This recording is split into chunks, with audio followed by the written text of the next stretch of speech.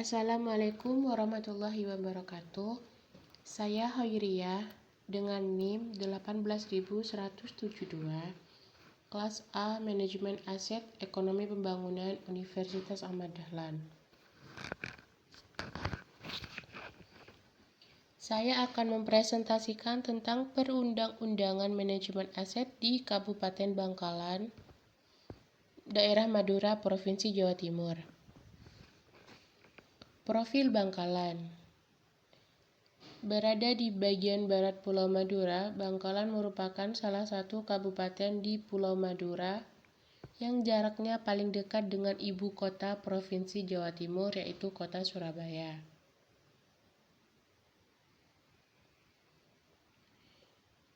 Terbagi menjadi 18 kecamatan yang terdiri dari 273 desa dan 8 kelurahan yang sebagian besar kecamatannya terletak di pesisir pantai.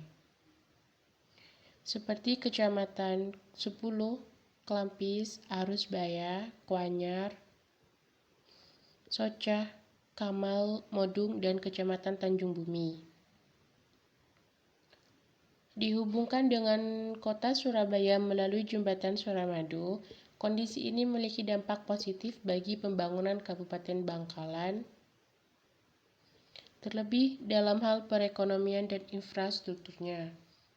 Arus lalu lintas yang baik dan lancar menjadikan kegiatan ekonomi lebih mudah dilakukan serta lebih efisien dan lebih murah.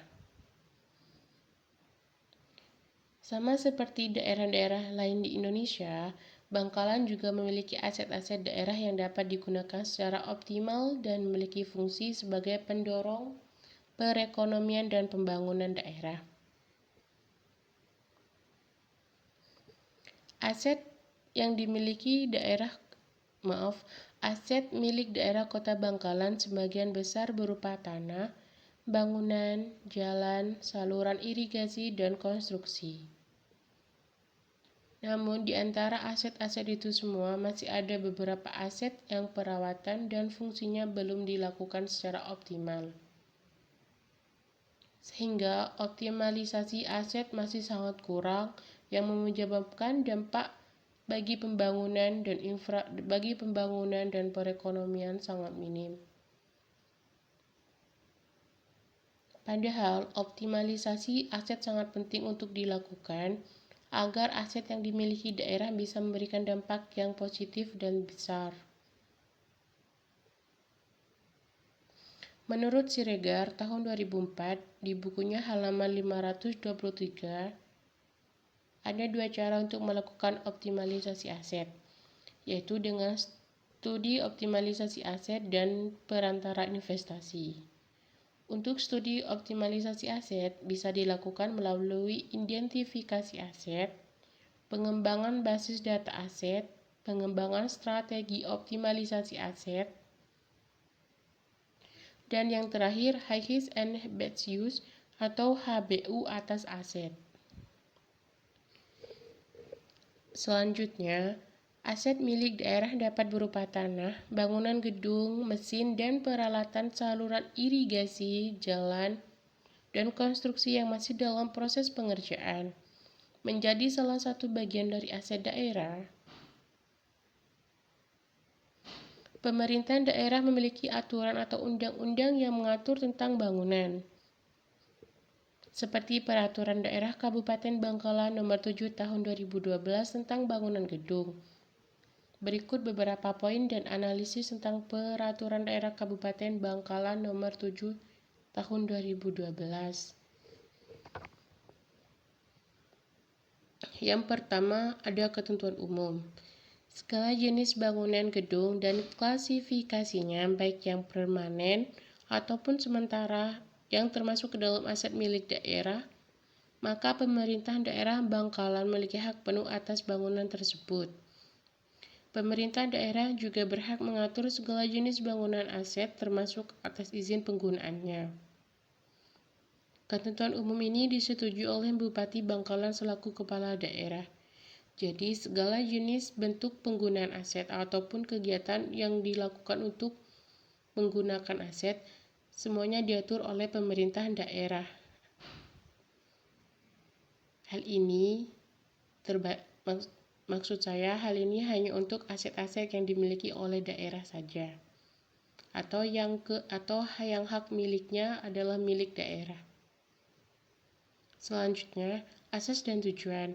Terdapat beberapa asas yang disebutkan dalam Peraturan Daerah Kabupaten Bangkalan Nomor 7 Tahun 2012, yang mana asas ini juga menjadi landasan untuk pembangunan gedung.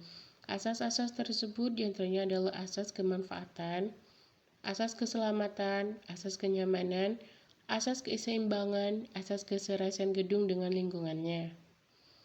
Fungsi dan klasifikasi bangunan gedung.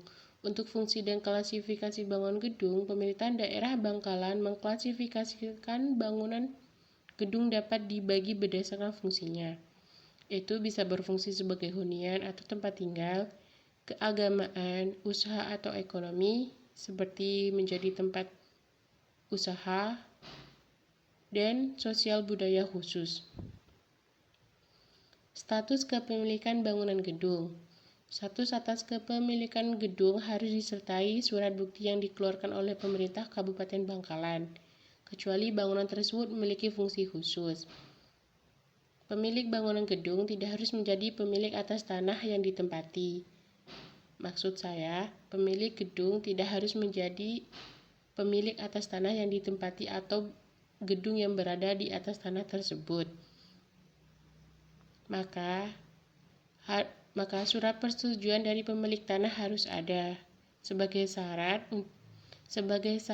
untuk mendapatkan surat perizinan, dan kepemilikan atas tanah dibuktikan dengan adanya tanda bukti kepemilikan tanah seperti sertifikat tanah, hak guna bangunan atau HGB, dan hak pengelolaan atau HPL.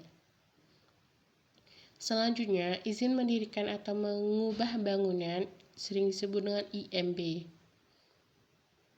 Ada tahapan awal yang harus dilakukan, yaitu adanya arahan perencanaan yang dilakukan oleh instansi yang menangani masalah perizinan tata kota. Jadi, sebelum mengajukan pendirian dan pengubahan bangunan, ada tahapan awal yang harus dilakukan. Salah satunya adalah arahan perencanaan yang dilakukan oleh instansi seperti instansi yang menangani tentang masalah perizinan seperti instansi yang menangani masalah perizinan tata kota. Selanjutnya, arahan perencanaan tersebut dapat meliputi tentang koefisien dasar bangunan atau KDB, koefisien lantai bangunan atau KLB, dan koefisien daerah hijau atau KDH. Selanjutnya, setelah mendapatkan persetujuan dan surat izin sementara, maka IMB akan dikeluarkan paling lambat 3 bulan setelah surat izin sementara dikeluarkan, dan IMB sewaktu-waktu bisa dicabut apabila tidak adanya kegiatan pembangunan gedung selama 6 bulan lamanya. Jadi, yang terakhir bisa saya simpulkan, pemerintah daerah Bangkalan memiliki hak dan aturan untuk segala jenis aset daerah Bangkalan yang dapat berupa gedung bangunan yang dimiliki.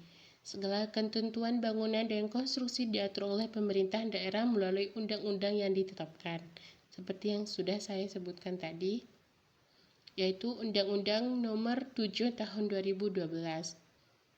Klasifikasi bangunan gedung terbagi atas fungsi dan tujuannya yang secara umum adanya tujuan tersebut adalah untuk mendukung pembangunan daerah Bangkalan.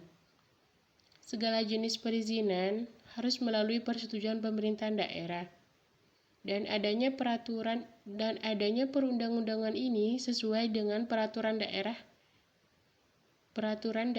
Jawa Timur, yaitu tepatnya Undang-Undang Nomor 12 Tahun 1950 tentang pembentukan daerah-daerah kabupaten dalam lingkungan Provinsi Jawa Timur.